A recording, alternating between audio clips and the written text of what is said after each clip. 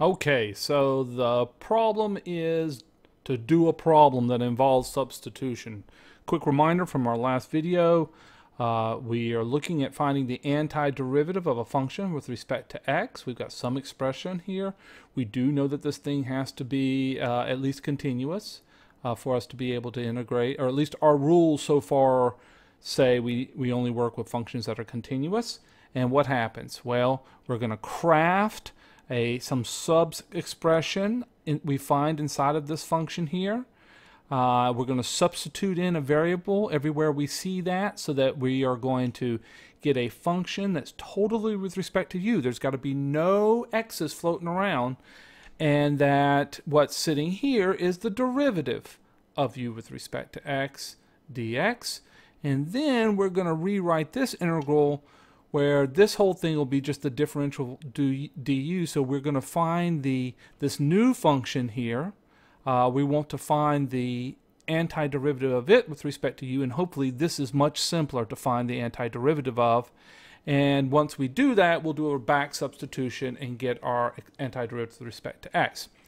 Let's take a look at an example here. So we've got this thing here. If this were a 1 here, we would be in trouble. We're going to look at examples of that at some point later down the road in this class.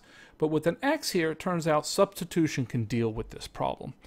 So as kind of a hint, I'm going to take this x and write it as a product. So I can bring it right here and put a 1 here. So this times this certainly gives me back this. Now this is what I'm going to do. Here's where the craft comes. Here's where you could say, how did you know to do that?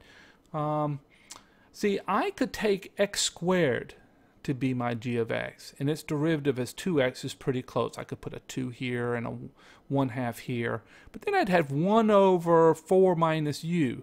And I don't know how to integrate that any more than I know how to integrate 1 over 4 minus x squared.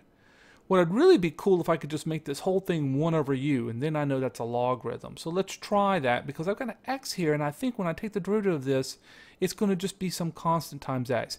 That's what's going on in here. Okay? So let's try that. Let's try that. I'm going to let u be 4 minus x squared, and what do I end up with when I take the derivative? Well, my differential is going to be what? I'm going to get escape, dd escape, to get that funky d, the differential d, and I get minus 2x. And I like to write it that way instead of just writing du dx equals minus 2x. I'd like to write it this way to help remind me that I'm going to do this substitution in here. Okay? Now, the problem is I don't have a minus 2x there. There's two ways of attacking this. One is bringing constants over here, and then you'll have a direct substitution. But that's not what the author does, and I think I'm going to stick with the author does, because I see pros and cons of both ways. So we've got this here, and what I'm going to do is I'm going to put a minus 2 here, and then I'm going to put a minus 1/2 factor here. So all I've done is multiplied by 1. Minus 2 times minus 1/2 is 1. All right, but now I can substitute for this whole thing will be u, and this whole thing will be du, and then I will have an integral of an expression of completely in terms of u. If there's any x's left, all bets are off. I'll have and actually I'll just show you the expression. Here we go. So I'll get an expression minus 1/2 1 over u, and this whole thing is du. And now we know how to take the antiderivative of 1 over u. So that's minus 1/2. That's just a factor outside. See, I can pull factors outside of integrals, remember? And that's the natural log of the absolute value of u. Now, why absolute value of u? Because log is only defined for positive numbers.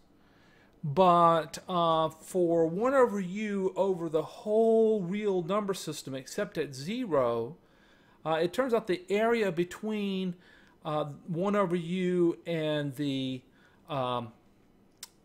x-axis in the negatives can also be given by log of absolute value of u. Okay?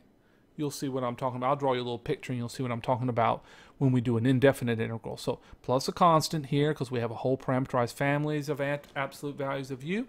All right? And then we back substitute. So we get 4 minus x squared in there, and there's my answer right? And we could always check that. We could say what the great and powerful, I did Alt-Shift-8 to get this into code world. We'll do the great and powerful integrate and see if it's as clever as we are. Probably not. This is risky here because who knows what kind of alternative it will give. But I don't care. We're smart. We'll get it right, I'm sure. Yes. Except Mathematica doesn't play games with absolute value. You have to realize that it knows that this thing happens to be ill-defined at certain places, so it assumes us to be smart enough to know when we can play ball here.